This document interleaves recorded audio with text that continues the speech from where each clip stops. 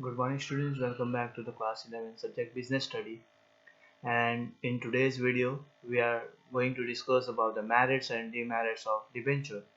In earlier video we have studied about the types, and then we have seen the features of debentures and bonds. We have discussed about this on borrowed funds in detail, and in today's video we are going with the merits and demerits, and then we will compare about shares and debentures in today's video. And earlier videos we have completed over the concept as uh, owners fund. In that we have studied about 6 points, six main different topics, and along with that merits and demerits and types for certain topics. And we are going to study about merits and demerits.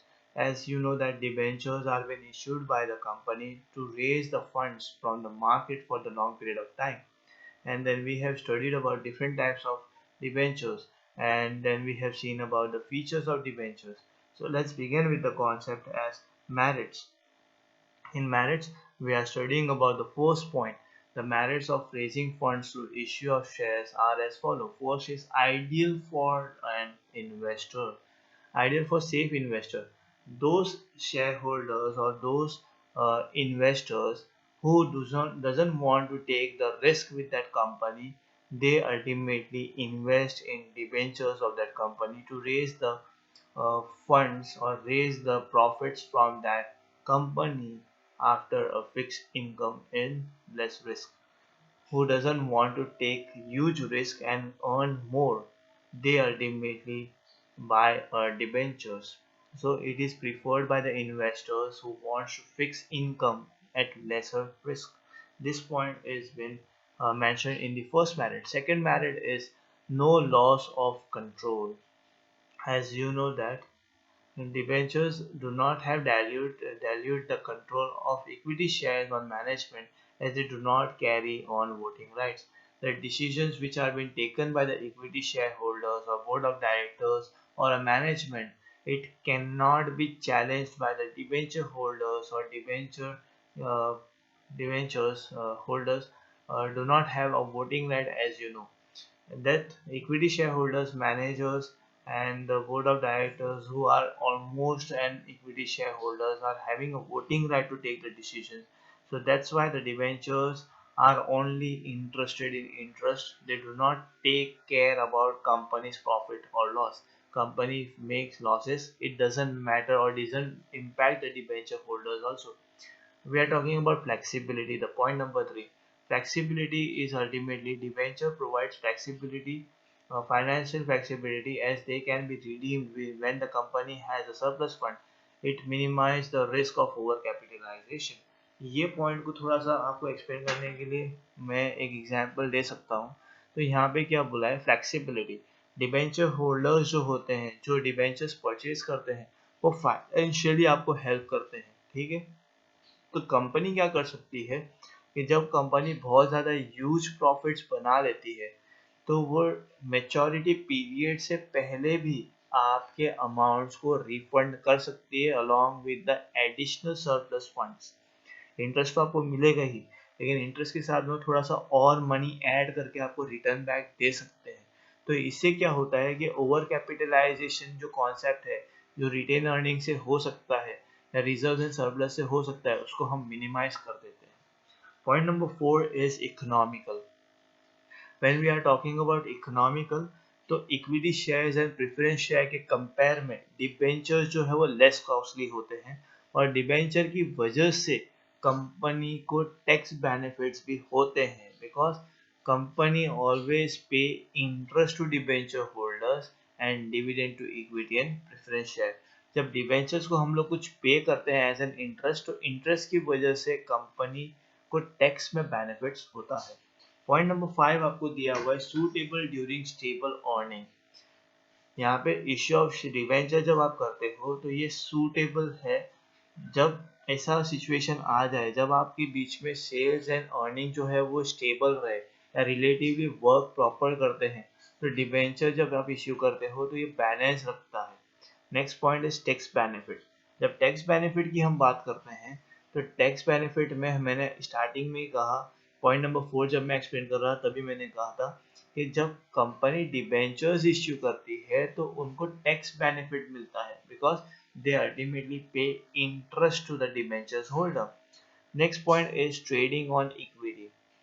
Debenture holders जो है उनको fix rate of return मिलता है, और normally debenture holders जो होते हैं उनको इंटरेस्ट हम जब पे करते हैं और पे कर जाने के बाद में हम फिर बाद में प्रेफरेंस शेयर होल्डर्स को इम्पोर्टेंस देते हैं, और उसके बाद में जो भी पैसा बच जाता है वो इक्विटी शेयर होल्डर के बीच में डिस्ट्रीब्यूट हो जाता है।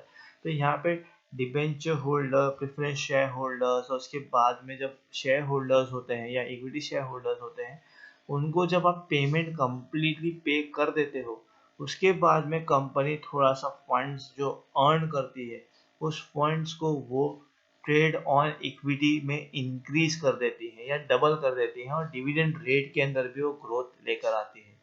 तो कंपनी क्या करती है, ट्रेड ऑन इक्विटी में बहुत ज़्यादा इन्वेस्ट कर सकती है in the terms of changing the dividend rate policy. So dividend rate policy जब होगी तो उसके अंदर चेंजेस आ सकती है। तो हमने मैरिट्स के अंदर 7 पॉइंट्स देखे। इस 7 पॉइंट के अंदर पहला पॉइंट था आइडियल फॉर सेफ इन्वेस्टर्स, ऐसे इन्वेस्टर्स जो रिस्क नहीं लेना चाहते। No loss of control, second point जो हमने पढ़ा, नो लॉस ऑफ कंट्रोल। इसके अंदर डिवेंचर होल्डर्स के पास वोटिंग राइट नहीं होता तो वो कोई भी मैनेजमेंट डिसीजन के अंदर इंटरफेयर नहीं कर सकते। पॉइंट नंबर 3 है फ्लेक्सिबिलिटी। यहाँ पे डिवेंचर्स की वजह से हम ओवर कैपिटलाइजेशन को रिड्यूस कर सकते हैं और सरप्लस पॉइंट से हम आगे भी रिडीम कर सकते हैं। Point number 4 is economical. यहाँ पे डिबेंचर्स जो है वो लेस कॉस्टली होते हैं as compare to preference share and equity share. Point number 5 हमने पढ़ा stability during suitable during stable earnings. यहाँ पे सेल्स एंड अर्निंग्स के बीच में प्रॉपर बैलेंस होता है। पॉइंट नंबर 6 हमने पढ़ा टैक्स बेनिफिट। टैक्स बेनिफिट्स के अंदर मैंने पॉइंट क्लियर किया था पॉइंट नंबर 4 के साथ में। यहाँ पे आप जब इंटरेस्ट पे करते हो तो इंटरेस्ट पे करने की वजह से आपको टैक्स में बेनिफिट होता है। तो पॉइंट नंबर 7 हमने पढ़ा ट्रेडिंग ऑन इक्विटी। यहाँ पे डिबेंचर होल्डर्स को रेट जो है, रेट ऑफ इंटरेस्ट जो है वो फिक्स मिलता है, वेयर एज रिमेनिंग अमाउंट जो है वो शेयर होल्डर्स के बीच में डिस्ट्रीब्यूट हम लोग करते हैं। तो ये है merits. Next point is limitations of debenture. जब लिमिटेशंस ऑफ डिबेंचर की हम बात करते हैं तो पहला पॉइंट है permanent burden on off interest. Company के लिए डिबेंचर्स जो है वो एक तरह का ऑब्लिगेशन है। यहाँ पे आप प्रॉफिट बनाओ या ना बनाओ आपको इंटरेस्ट पे करना ही है। आपका इंटरेस्ट जो है वो ईयरली बेस पे भी हो सकता है, 6 मंथ बेस पे भी हो सकता है। तो आपको ये बर्डन झेलना ही पड़ता है जब तक आपके पास डिबेंचर्स हैं। यू हैव टू पे the amount of interest regularly whether the company makes profit or not. Point number 2 आपको दिया है adverse impact on borrowing capability. जब बोरोइंग कैपेबिलिटी की बात हम करते हैं तो यहाँ पे क्या होता है, जब आप सबसे ज़्यादा डिबेंचर्स इश्यू करते हैं और बोरोइंग्स की हैबिट हो जाती है तो हर एक छोटी छोटी चीज़ के लिए जब आप बोरोइंग्स करते हो तो मार्केट में आप लार्ज अमाउंट के लिए डिबेंचर्स होल्ड नहीं कर सकते बिकॉज आपकी क्रेडिट स्टैंडर्ड जो है वो डाउनफॉल हो जाती है। पॉइंट नंबर 3 आपको दिया है repayment of obligations. Redeemable debenture जो होते हैं वो एक स्पेसिफिक डेट के बाद में आपको पे कर ही देने as an company. Company profit बनाए ना बनाए डिबेंचर होल्डर को आपको पे कर ही देना है। पॉइंट नंबर 4 जो है वो है आपका charge on assets. Generally debenture holders हमेशा डिमांड करते हैं कि कुछ सिक्योरिटी रखो तभी हम आपको डिवेंचर्स के लिए मनी दे सकते हैं।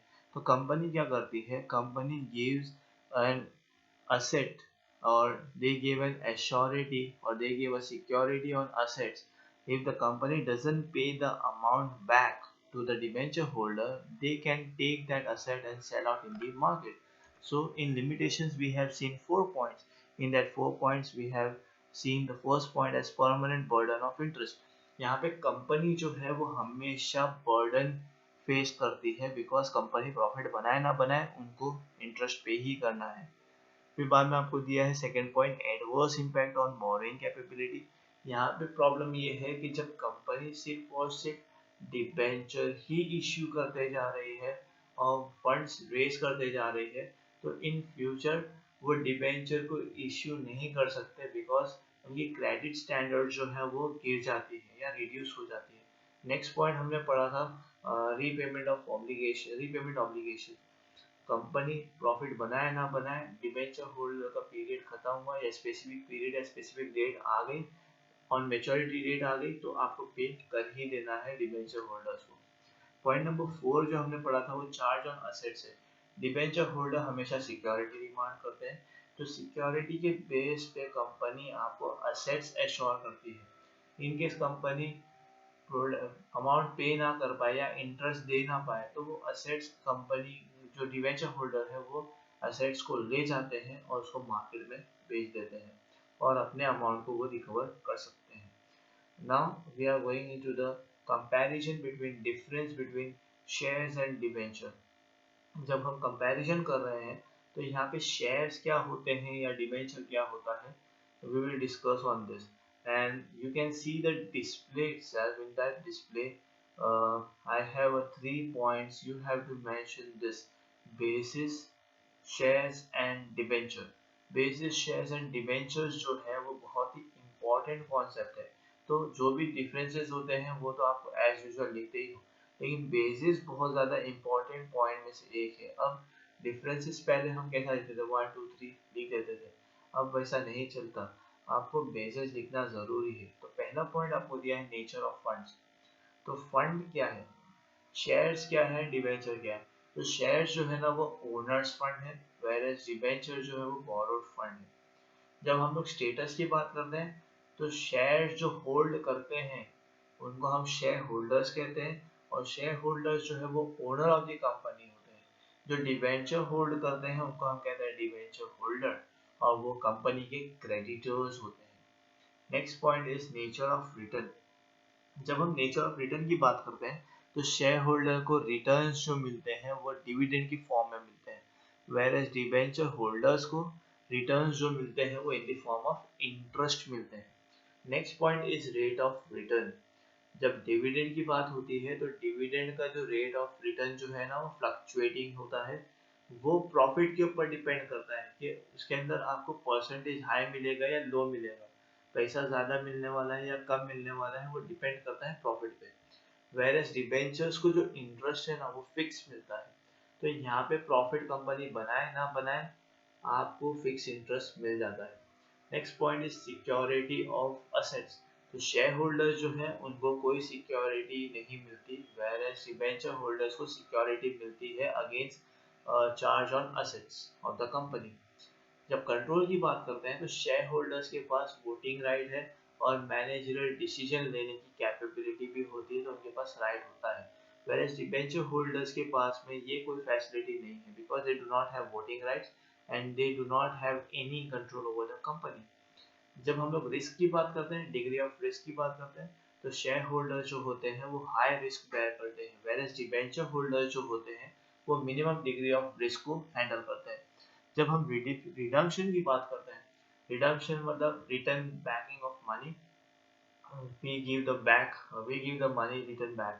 So shareholders do not get the redeemable amount except preference shareholder, as they had to wait till the company gets wind up or the company gets shut down, then only the amount which has been left it has been distributed to shareholders, whereas debenture holders gets the money back after a specific period of time. What about effects on borrowing capability? If you issue equity shares in the market, the borrowing capability gets increased.